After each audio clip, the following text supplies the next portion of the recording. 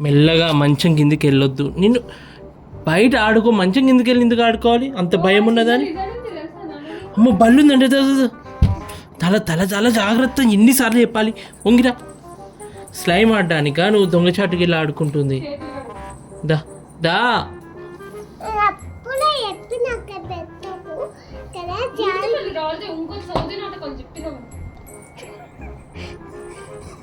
అంటే నీకు దొరికేటట్టు పెట్టడం మా తప్ప.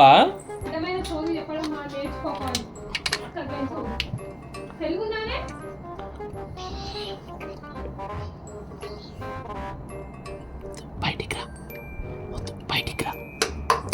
మళ్ళీ ఎందుకు బయటికి రాయిగా? అయిపోయింది, చాలు.